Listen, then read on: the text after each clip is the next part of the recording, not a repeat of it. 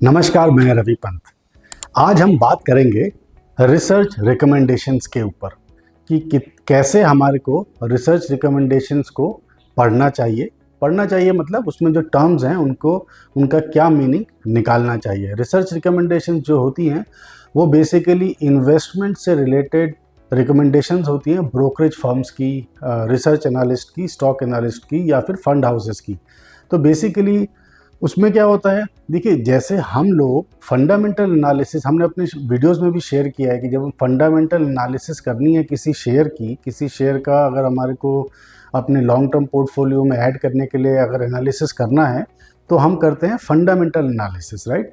तो जैसे हम फंडामेंटल एनालिसिस करते हैं किसी शेयर के लिए, उसी तरीके से जो फंड हाउसेस होते हैं, जो रिसर्च एनालिस्ट होते हैं, ये लोग भी रिसर्च करते हैं, फंडामेंटली रिसर्च करते हैं। देखिए ये रिसर्च फंडामेंटली भी करते हैं, टेक्निकली भी करते हैं। हमारा जो कॉन्सेप्ट है, क्योंकि हम हमेशा इन्वेस्टमेंट से रिलेटेड बात करते हैं, तो हम बात यही करेंगे कि ये जब एनालिसिस करते हैं किसी शेयर का इन्वेस्टमेंट पर्पजेस के लिए, तो जब वो रिसर्च रिकमेंडेशन देते हैं तो वो किन चीज़ों का ध्यान रखते हुए रिसर्च रिकमेंडेशन देते हैं, उसमें जो टर्म्स वो लोग यूज़ करते हैं जो रिकमेंडेशन की, उनको हमें कैसे एनालाइज करना चाहिए, कैसे अंडरस्टैंड करना चाहिए, उस सब चीज़ को हम यहाँ डिस्कस करेंगे।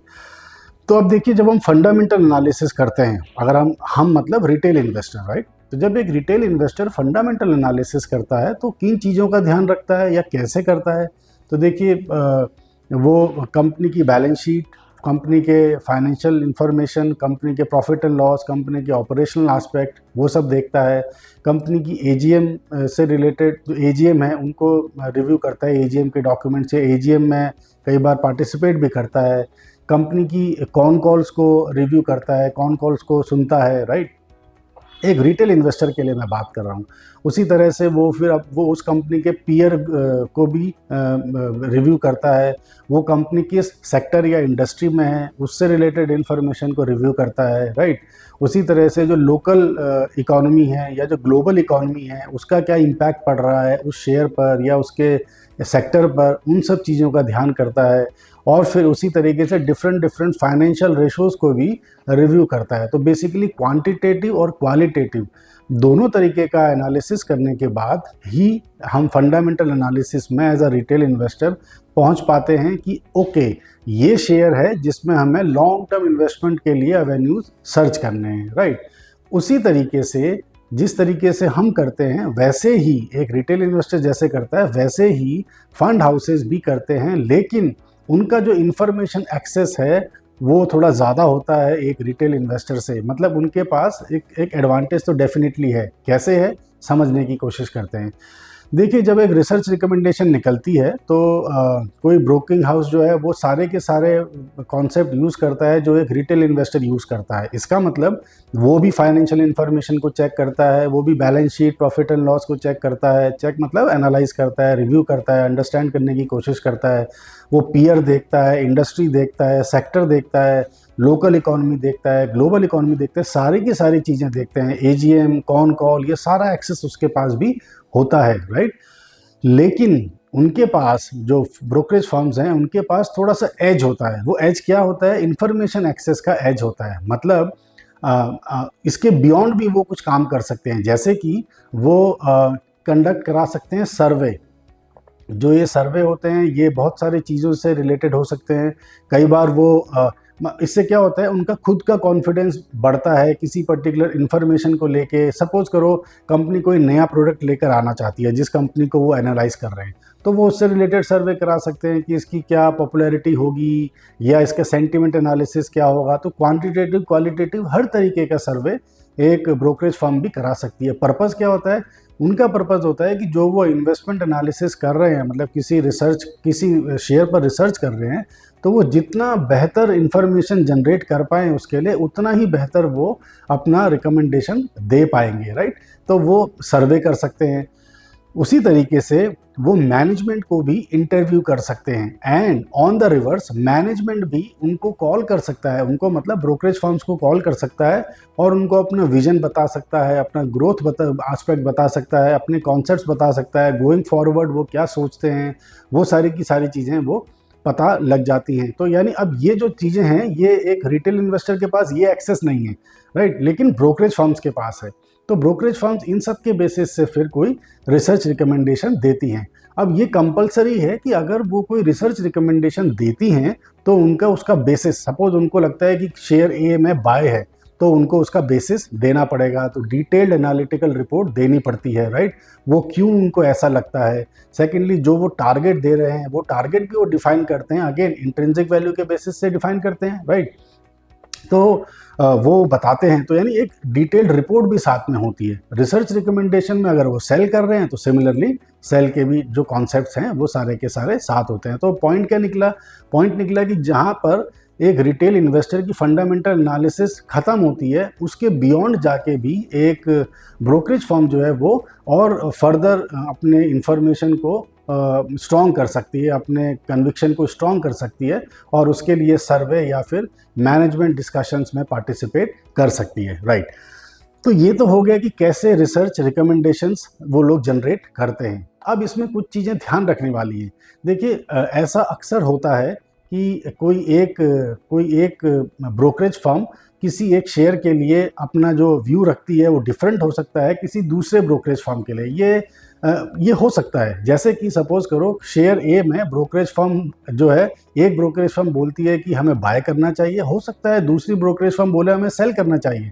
लेकिन यहाँ पर जो पॉइंट है वो क्या है, वो ये है कि वो जो भी रिकमेंडेशन आपको देंगे वो सारे रिकमेंडेशन का बेसिस अपनी रिपोर्ट में ज़रूर बताएंगे। तो अब इसमें तो यानी एक ये पॉइंट, दूसरा ऐसा भी हो सकता है कि कोई एक जो ब्रोकरेज फर्म है वो किसी शेयर में सपोज 100 रुपये का टारगेट प्राइस देती है, दूसरा जो है वो हो सकता है 50 रुपये का दे, 70 रुपये का दे, 150 रुपये का दे, बट अगेन जो भी उनका बेसिस होता है वो सारे के सारे बेसिस अपने रिपोर्ट्स में वो लोग देते हैं कि क्यों उनको लगता है कि जो उनका जो टारगेट है वो डिफरेंट क्यों। ये नहीं बताएंगे उनका टारगेट डिफरेंट क्यों है, वो तो ये बताएंगे उनका टारगेट क्या है। अगर आप कंपैरिजन करने पर जाते हैं तो डेफिनेटली आप देख सकते हैं कि किसका जो टारगेट है और जो वो कौन सा बेसिस जो ले रहे हैं और क्या आप उस बेसिस से अलाइन कर पाते हैं कि नहीं कर पाते हैं। यहाँ पर एक पॉइंट ज़रूर होता है, क्या होता है कि जब बहुत सारे ब्रोकिंग हाउसेस होते हैं वो अपनी अपनी रिपोर्ट देते हैं शेयर्स के ऊपर, तो क्या होता है डिफरेंट प्लेटफॉर्म्स होते हैं, वहाँ पर वो लोग क्या करते हैं एक तरीके का एक डेटा कोलेक्ट करते हैं। सपोज करो ए शेयर है, उसमें 25 रिसर्च एनालिस्ट ने रिपोर्ट दी है, तो एक डेटा कोलेक्ट करता है प्लेटफॉर्म, कई बार मैगजीन्स भी करती हैं और न्यूज़पेपर्स भी करते हैं, और वो बताते हैं कि सपोज 25 में से 20 एनालिस्ट को लगता है कि शेयर ए बढ़ने वाला है। देखिए यहाँ पर टारगेट एक बार के लिए फ़र्क हो सकते हैं, बट क्या सब लोगों का डायरेक्शन सेम है? क्या सारे के सारे बुलिश हैं? हाँ, या मैक्सिमम बुलिश हैं? हाँ। तो ये जब इस तरीके की आपको कुछ कॉन्ट्राडिक्टरी वो दिखती है ना, कुछ कॉन्फ्लिक्ट दिखता है रिसर्च रिपोर्ट्स में डिफरेंट ब्रोकरिंग फर्म्स के, तो इस तरीके से भी आप उसको एनालाइज कर सकते हैं। तो पॉइंट क्या है यहाँ पर? देखिए एक बात ज़रूर है, वो ये है कि जो भी रिसर्च रिकमेंडेशन आप पढ़ते हैं, रिसर्च रिकमेंडेशन को आप फॉलो करते हैं, वो एक टूल होना चाहिए आपके डिसीजन का, वो अपने आप में डिसीजन नहीं होना चाहिए। इसका क्या मतलब है? इसका मतलब है जब आप अपनी फंडामेंटल एनालिसिस करते हैं और उसके बाद आप किसी रिपोर्ट को भी पढ़ते हैं रिसर्च रिकमेंडेशन के लिए, तो उस रिसर्च रिकमेंडेशन में अगर बाय लिखा है तो ज़रूरी नहीं आपने बाय करना है, आपने सिर्फ उस रिसर्च रिकमेंडेशन से अपने बेसिस को स्ट्रॉन्ग करना है। अल्टीमेट डिसीजन बाय या सेल का आपका खुद का होना चाहिए, ना कि उस रिसर्च रिकमेंडेशन का होना चाहिए। हाँ, लेकिन देखो होता क्या है, कॉन्फिडेंस ज़रूर जनरेट होता है। सपोज आपने एनालाइज किया, आपको एनालिसिस करने के बाद समझ में आया कि हाँ ये जो कंपनी है इसमें इन्वेस्ट करना चाहिए, और उसी दौरान कोई रिसर्च रिकमेंडेशन भी आ गई, बहुत सारे लोगों की आ गई जो बोलती है कि हाँ कंपनी में बाय करना चाहिए, तो इससे अच्छा कॉन्फिडेंस कैसे मेरा बूस्ट हो सकता है? ये बेस्ट कॉन्फिडेंस बूस्टर हो सकता है। तो ये ज़रूर है कि रिसर्च रिकमेंडेशन आपके कॉन्फिडेंस को, आपके कन्विक्शन को चार चांद लगा सकती है, लेकिन वही सिर्फ एक डिसीजन हो ऐसा मेरे ख्याल से सही नहीं होगा। सेकेंडली क्या होता है कि लेकिन ये तो रही एक बात कि भाई ये जो कॉन्फ्लिक्ट है ये नॉर्मल कॉन्फ्लिक्ट है, बट कई बार ऐसा भी होता है, जैसे याद करें हमने पंप एंड डंप स्कीम को लेके कई बार डिस्कस किया है कि शेयर्स में पंप एंड डंप के बेसिस से रिटेल को ल्योर करके और उसके बाद उनको पंप एंड डंप में फंसा के खुद लोग निकल जाते हैं। तो ऐसा यहाँ पर भी हो सकता है, मतलब हो सकता है कि कोई एक बायस्ड रिपोर्ट जानबूझ के बनाई जाए, राइट, जिससे कि ज़्यादा से ज़्यादा लोग उसमें इन्वेस्ट करें। तो मतलब कहने का ये है कि रिसर्च रिकमेंडेशन को आंख बंद करके फॉलो नहीं करना है, उसके बेसिस को समझना है। और क्योंकि आप फंडामेंटल एनालिसिस के बेसिस से अपने लिए कोई इन्वेस्टमेंट अपॉर्चुनिटी ढूंढ रहे हैं, तो उसको प्रॉपरली डाइजेस्ट करके ही आपने अपना कोई डिसीजन लेना है। तो ये तो रही रिसर्च रिकमेंडेशन की बात है, राइट। अब देखिए यहाँ पे क्या होता है, अब ये डिफरेंस आता क्यों है, अगर मैं बात करूं तो डिफरेंस हो सकता है कि मेरे लिए कोई ग्रोथ कॉन्सेप्ट इंपॉर्टेंट है, हो सकता है कोई मैक्रो फैक्टर जो मुझे लगता है इंपॉर्टेंट है, मतलब प्लस होगा कंपनी के लिए, वो फैक्टर हो सकता है किसी दूसरे ब्रोकरेज फर्म के लिए डिफरेंट मतलब वो उसको माने कि ये प्लस ना हो के माइनस है। तो इस तरीके की कॉन्फ्लिक्ट ऑफ इंटरेस्ट, मतलब नॉट कॉन्फ्लिक्ट ऑफ इंटरेस्ट, मतलब इस तरीके की जो डिफरेंस ऑफ ओपिनियंस हैं वो डेफिनेटली हो सकते हैं। तो इस वजह से रिपोर्ट्स में फ़र्क आ सकता है, लेकिन अगेन उन सब का बेसिस वो डिफाइन करते हैं। तो इसका क्या मतलब निकला, रिसर्च रिकमेंडेशंस को हमने रिव्यू ज़रूर करना है, उसको अंडरस्टैंड करना है, उसके बेसिस को समझना है, लेकिन अल्टीमेट डिसीजन मेकिंग जो है वो हमें खुद लेनी है। अब रिपोर्ट जब आती है कोई रिपोर्ट, तो वो उसमें सारा डिटेल करने के बाद वो ये बताते हैं, वो रेटिंग देते हैं। रेटिंग कैसे देते हैं, रेटिंग एब्सोल्यूट हो सकती है या फिर रिलेटिव हो सकती है, मतलब वो रिकमेंडेशन देते हैं। अब एब्सोल्यूट रिकमेंडेशंस कैसे होती है, बाय, स्ट्रॉन्ग बाय या फिर सेल, स्ट्रॉन्ग सेल, इस तरीके से होती हैं, राइट। और रिलेटिव जो रिकमेंडेशंस होती हैं वो perform, under perform, market perform, overweight, underweight, इस तरीके की हो सकती हैं। अब ये क्या है ये भी हमें पता होना चाहिए। तो देखिए, अगर तो उन्होंने सिंपल बोला, एब्सोल्यूट रेटिंग के बेसिस से बोला, तो देखो बाय का मतलब हमें पता है। स्ट्रॉन्ग बाय की अगर हम बात करें तो स्ट्रॉन्ग बाय मतलब ज़्यादा कन्विक्शन है। तो ऐसा भी हो सकता है कि सपोज फंडामेंटली स्ट्रॉन्ग शेयर है तो हमने बोला था बाय, राइट। और पर फंडामेंटल स्ट्रॉन्ग के साथ ऐसा हो सकता है कि सेक्टर चर्निंग हो रही हो, या फिर कोई नई स्कीम लॉन्च होने वाली हो कंपनी की, या फिर ऐसा हो सकता है कि कोई नई मतलब कोई भी ऐसी चीज़ जो आपके कन्विक्शन को स्ट्रॉन्ग कर दे, तो आप बोलते हो ये तो स्ट्रॉन्ग बाय है, राइट। उसी तरह से सेल हो सकता है, किसी कंपनी में आप सेल कर सकते हैं, और स्ट्रॉन्ग सेल यानी कन्विक्शन सेल भी हो सकता है। इसी तरीके से होल्ड का कॉन्सेप्ट आ सकता है। होल्ड का मतलब क्या होता है, अगर आपके पास शेयर है तो उसमें बने रहें, लेकिन अगर शेयर नहीं है तो खरीदना नहीं है।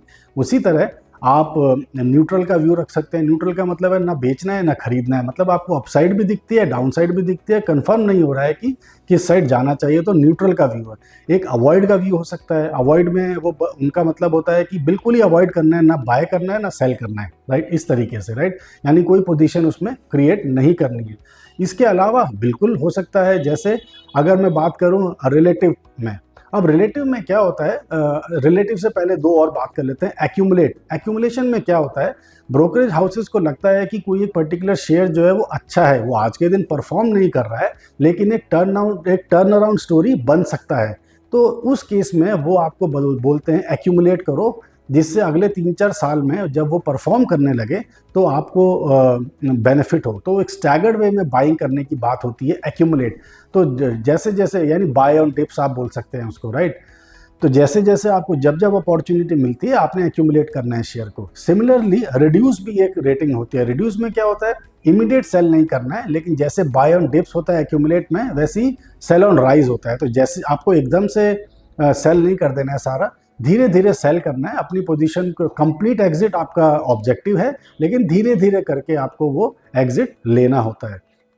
तो ये तो रही एब्सोल्यूट रेटिंग की बात। कई बार रिलेटिव रेटिंग्स भी होती हैं। रिलेटिव रेटिंग्स क्या होती हैं, जब किसी शेयर पर ग्रेडिंग या रेटिंग जो है ब्रोकरेज फर्म वो देते हैं with respect to an index, right. कैसे, अब रिलेटिव रेटिंग का मतलब हो गया कि जैसे सपोज कोई एक इंडेक्स है, एक शेयर किसी इंडेक्स का पार्ट है, राइट। अब अगर वो इंडेक्स जो है उनको लगता है कि वो 5% से ग्रो करने वाला है गोइंग फॉरवर्ड, तो और जो शेयर है वो 5% से ज़्यादा ग्रो कर सकता है, तो वो बोलते हैं the share will out perform the index, right. Similarly अगर वो 5% से कम ग्रो करने वाला है तो वो बोलते हैं कि the share will under perform the index, और अगर वो 5% पर ही रहेगा तो बोला जाता है कि इट विल इक्वल परफॉर्म या मार्केट परफॉर्म द इंडेक्स। तो इसका मतलब क्या हो गया, रेटिंग भी ऐसे आ सकती है। हो सकता है वो बोले कि कोई शेयर को आउट परफॉर्म की रेटिंग है, इसका मतलब बाय करना है, और आप ज़्यादा भी बाय कर सकते हैं, रीज़न भी क्योंकि वो आउट परफॉर्म करने वाला है इंडेक्स को। उसी तरह अंडर परफॉर्म, अब आपको समझ में आ गया होगा, अंडर परफॉर्म का मतलब है वो इंडेक्स से कम ग्रो करेगा, और market perform, equal perform again कि वो इंडेक्स के जैसा जैसा ग्रो करेगा। अब यहाँ पे कॉल आपने लेनी है, आउट परफॉर्म पे आपने ज़्यादा शेयर खरीदने हैं या फिर आपने शेयर खरीदना है, अंडर परफॉर्म पे आपने बिल्कुल इग्नोर कर देना है, या फिर और मार्केट परफॉर्म पे आपने कुछ शेयर खरीदने हैं, तो मतलब कॉल आपकी होती है। वो सिर्फ ये बताते हैं कि हमारे हिसाब से इसमें क्या रेटिंग बनकर आती है। इसी तरह से एक रिलेटिव रेटिंग का कॉन्सेप्ट होता है वेट के बेसिस से, मतलब किसी एक इंडेक्स में किसी शेयर का जो वेट है, राइट। अब वो इंडेक्स, अभी हम इंडेक्स पर भी आते हैं, अगर किसी शेयर में किसी इंडेक्स में किसी शेयर का वेट है सपोज 5%, राइट। तो अगर कल के दिन ब्रोकरेज फर्म्स को लगता है कि जो शेयर है वो अच्छा ग्रो करने वाला है, तो वो बोलते हैं ओवरवेट खरीदारी की राय। इसका मतलब आप 5% से ज़्यादा का भी पोर्टफोलियो में अपनी इन्वेस्टमेंट कर सकते हैं उस शेयर का, राइट। जो टोटल पोर्टफोलियो है उसके 5% से ज़्यादा भी आप इन्वेस्ट कर सकते हैं, ओवरवेट खरीदारी की राय। अंडरवेट का मतलब होता है 5% से कम, और इक्वल वेट या मार्केट वेट का मतलब क्या होता है 5%।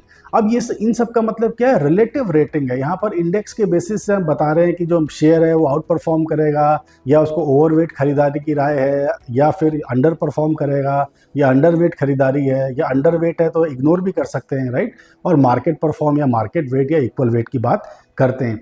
अब ऐसा होता क्या है, देखिए बहुत सारे इंडेक्स हैं जो मार्केट में चलते हैं। तो जैसे कि जो डिफरेंट इंडाइसेस हैं उसमें जैसे एक बेंचमार्क इंडेक्स हो गया, जैसे निफ्टी या सेंसेक्स। और इंडेक्स जो है वो मार्केट कैप के बेसिस से भी हो सकता है, small cap, mid cap, micro cap. जो इंडेक्स है वो क्या बोलते हैं, सेक्टर के बेसिस से भी हो सकता है, ऑटो इंडेक्स या आईटी सेक्टर का इंडेक्स, राइट। और जो इंडेक्स है वो थीमेटिक इंडेक्सेस भी हो सकते हैं। तो शेयर वो जिस इंडेक्स के हिसाब से पिक करते हैं उसी इंडेक्स के हिसाब से वो रिलेटिव रेटिंग देते हैं, अंडर परफॉर्म, आउट परफॉर्म या परफॉर्मेंस या वेट की रेटिंग उस हिसाब से दी जाती है। लेकिन अल्टीमेटली क्या है, अगर वो बोलते हैं आउट परफॉर्म की रेटिंग, इसका मतलब वो भी चाहते हैं कि आप स्ट्रॉन्ग बाय, यानी अगर मैं उसको एब्सोल्यूट में कन्वर्ट करना चाहूँ तो आउट परफॉर्म और ओवरवेट का मतलब क्या हो गया, बाय या स्ट्रॉन्ग बाय। अंडर परफॉर्म या अंडरवेट का मतलब क्या हो गया, अगर है तो मतलब आपने खरीदना नहीं है तो आप उसको न्यूट्रल भी बोल सकते हैं या होल्ड भी बोल सकते हैं, राइट। सेल जैसा कुछ नहीं आता यहाँ पे। लेकिन तो पॉइंट क्या है, पॉइंट ये है कि आपने, बट अल्टीमेटली मतलब अगर हमारे को इसको अंडरस्टैंड करना है तो कैसे कॉन्सेप्ट निकलेगा, तो देखो कॉन्सेप्ट तो या तो बाय का होगा या तो सेल का होगा। जब हम इन्वेस्टमेंट की बात करते हैं, लॉन्ग टर्म इन्वेस्टमेंट की बात करते हैं, तो डेफिनेटली बाय एंड होल्ड का ही होगा, राइट। लेकिन क्या होता है कि जो ये शेयर्स होते हैं इनके जो फंडामेंटल होते हैं चेंज होते रहते हैं धीरे धीरे, मतलब ये शॉर्ट टर्म चेंजेस भी आते हैं और लॉन्ग टर्म चेंजेस भी आते हैं। अगर हमने शेयर को किसी लॉन्ग टर्म इन्वेस्टमेंट पोर्टफोलियो का हिस्सा बनाया हुआ है तो वहाँ पर ये जो शॉर्ट टर्म रिकमेंडेशंस होती हैं आप इनको इग्नोर कर सकते हैं। आपको ब्रॉडर एस्पेक्ट और ब्रॉडर व्यू देखना है मार्केट का और शेयर का, और उसके हिसाब से लंबे समय तक के लिए अगर आप इन्वेस्ट करना चाहें तो डेफिनेटली कर सकते हैं। लेकिन रिसर्च रिकमेंडेशंस जो होती हैं ये वाकई में एक अच्छा डायरेक्शन प्रोवाइड करती हैं, कॉन्फिडेंस प्रोवाइड करती हैं, और कई बार बहुत डिफरेंट बेसिस भी प्रोवाइड करती हैं। कुछ ऐसी इन्फॉर्मेशन भी देती हैं जो एक्चुअली में हमारे पास जिसका एक्सेस नहीं है। जैसे मैंने आपको बताया मैनेजमेंट इंटेंशन, मैनेजमेंट का क्या आउटलुक है ग्रोथ को लेके, मैनेजमेंट क्या समझती है कि वो किस हिसाब से अपने एक्सपोर्ट को इंक्रीज करेगी, या इस तरीके की कोई भी बात। तो इसीलिए रिसर्च रिकमेंडेशन इंपॉर्टेंट हैं। और फिर जो ब्रोकरेज हाउसेज हैं वो भी उनका भी जो पर्पस होता है वो यही होता है कि जो वो जिस तरीके से रिकमेंडेशंस दें उसका बेसिस भी उसमें बताएं, ये कंपलसरी भी है। तो I hope we made sense. Point यहाँ पर क्या है, पॉइंट सिर्फ इतना है कि जब हम रिसर्च रिकमेंडेशंस को अगर फॉलो करें, पढ़ें या उनको एनालाइज करें, तो वो हमारे लिए एक टूल होना चाहिए। फाइनल डिसीजन जो है वो आपका अपना खुद का होना चाहिए कि मैंने बाय करना है या सेल करना है, वो आप खुद से डिसाइड करेंगे। लेकिन जो रिसर्च रिकमेंडेशन है वो आपको एक बहुत अच्छा बेसिस दे सकता है कि आपने बाय करना है या सेल करना है, या फिर कोई क्या डायरेक्शन में आपने किसी चीज़ को सोचना है। तो इस तरीके से रिसर्च रिकमेंडेशंस का यूज़ होता है। और ऐसे बहुत सारे वीडियोस के लिए मैं आपके पास आता रहूँगा। Keep watching the channel. Thank you, enjoy and take care.